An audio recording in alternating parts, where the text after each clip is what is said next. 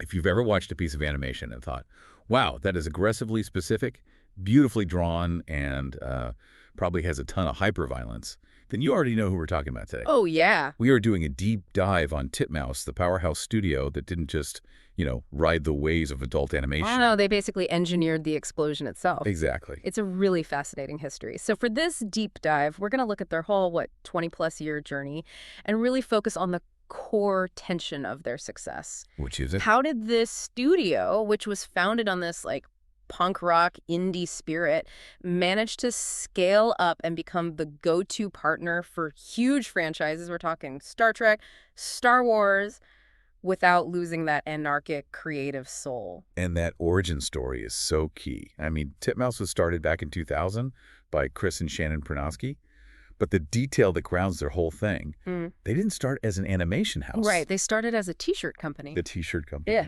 exactly. And think about what that means. They came from visual design, from this, indie production world, not the old-school Hollywood animation pipeline. Their mindset was all about bold, immediate visuals, stuff that pops on a piece of merch. Yeah, that makes sense. So that sort of guerrilla design philosophy meant that when they did start animating, they were totally free from the corporate styles and traditions that can slow big studios down. That origin is the key to everything that came later. That willingness to experiment, yeah. Almost visual anarchy. Which brings us right into their first real era, what we're calling the foundational chaos period. The Adult Swim Golden Age. Absolutely. Right. Roughly 2003 to 2010. Titmouse basically became shorthand for that bizarre cult classic animation that, defined the whole network. And what's wild is how fast they established that aesthetic. They started on the Venture Brews in 2003, which, set the stage for their cult following. For sure. But if you want the purest, uncut Titmouse style from that era, you have to look at 2006 and 2007. Oh, you're talking about the really unforgettable abrasive stuff. Precisely.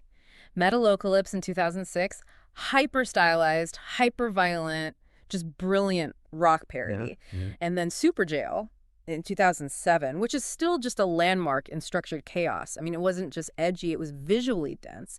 Psychedelia, super fast action, insane color palettes, all crammed into 11 minutes. That style it defined them. The rough, super kinetic line work and the pacing, it looked like absolutely nothing else on TV. And that's the big insight here. Adult Swim was their testing ground where they built this uncompromising look. That Titmouse look, it was so valued. The thick lines, the energy. Yeah, that thick, almost messy line work. It's risky. But because they owned that space, they weren't just a production house. They were the only place you could go to get that specific kind of bold, arresting animation. And they surely had range, too, even back then. They did the giant robot comedy Megas XLR in 2004 and that weird one-off Mike Mignola thing, the amazing screw-on head in 2006. Right. So that range, plus the distinct aesthetic, that was the foundation. It basically told the industry, we can handle complex animation and we are not afraid of risks.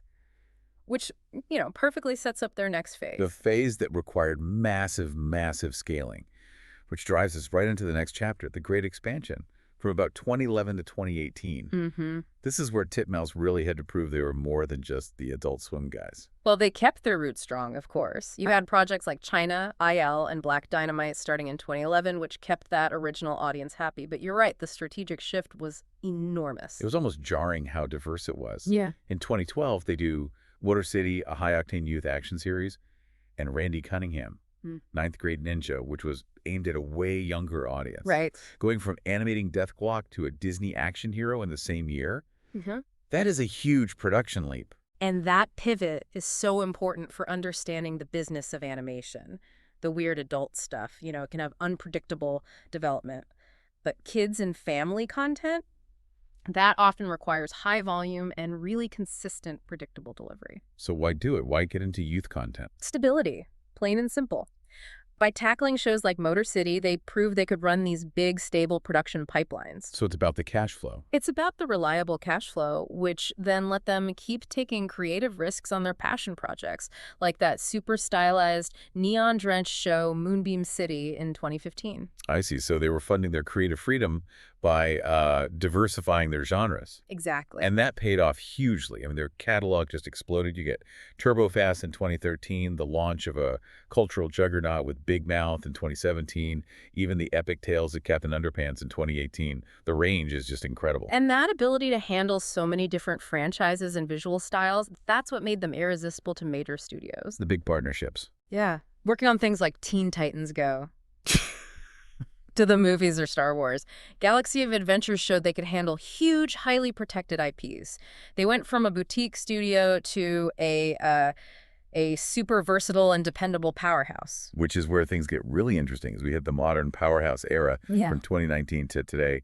They're securing these landmark deals and showing off the absolute height of their range. Oh, the current slate is just a masterclass in adaptability. I mean, you have them doing deeply philosophical, ambitious stuff like The Midnight Gospel for Netflix. What a wild show. A massive swing, visually and conceptually. And their adaptation game is just rock solid now. Look at The Legend of Vox Machina on Amazon, which launched in 2022. Yeah. That's an epic fantasy with a huge, passionate fan base. Totally different from their earlier comedy work. Then you've got Star Trek, Lower Decks for Paramount plus Finn. They're taking this classic, massive sci-fi franchise and injecting their own brand of, frenetic, character-driven comedy into it. And they pull it off.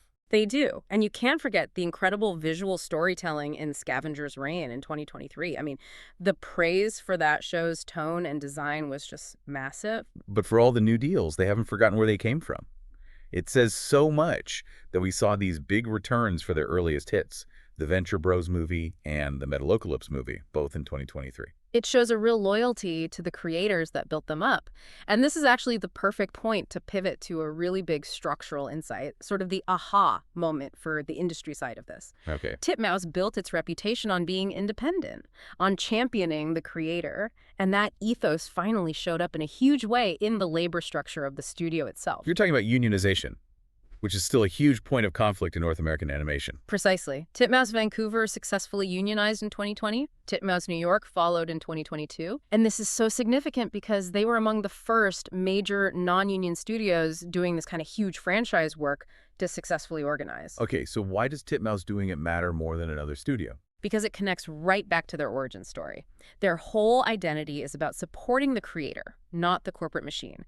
For anyone trying to understand the industry, this shows the founders prioritize their workers' rights over just, maximizing profit margins, even while they were blowing up. Wow. It suggests a real commitment to the artists who actually provide that signature style. It sends a message that, yes, you can scale up and still have a unionized workforce. So it's not just marketing talk. That creator-driven thing is actually part of how they operate. And that commitment leads us right into what's next for them. The future looks just as edgy. The upcoming slate shows they are not slowing down or playing it safe at all. Not at all. The sources point to a big focus on adapting large IPs, specifically from video games and darker superhero comics. They're taking these proven concepts and just applying that Titmouse built-ness. Exactly. So look at the projects. They're continuing with epic fantasy with the Mighty Nein in 2025. Yeah. Right. And on the video game front, they've got the huge adaptation of Among Us coming up. I mean, think about the challenge there, translating a simple, stylized game into a whole narrative world. And for the gritty superhero stuff, they're doing Mr. Miracle. That's a super complex, emotional DC character. It shows they can handle nuanced, sophisticated stories, not just action. And they're still developing new original ideas too, like Gentry Chow versus the Underworld. But the common thread through all of it is that uncompromising, striking visual design. They're using their signature energy to push the boundaries of what these IPs can be. So what started as a passion project for a couple running a t-shirt company became really the dominant force in modern animation. They managed to mix that punk rock style with huge genre diversification and major studio deals. They really tech the industry that originality and scaling up don't have to be enemies, not if you keep that indie spirit and support your artists. And for you, the learner, trying to see how the business side affects the art, here's a final thought to chew on. Given Titmouse's history of championing creators and their recent embrace of unionization, what role does a studio's internal labor structure actually play in its creative edge and its longevity? Does a better supported workforce lead directly to more innovative, boundary-pushing content? Does it make sure that the chaos they built their name on can actually be sustained for decades to come? Now that is a deep dive question worth thinking about. We'll leave you with that. Thanks for joining.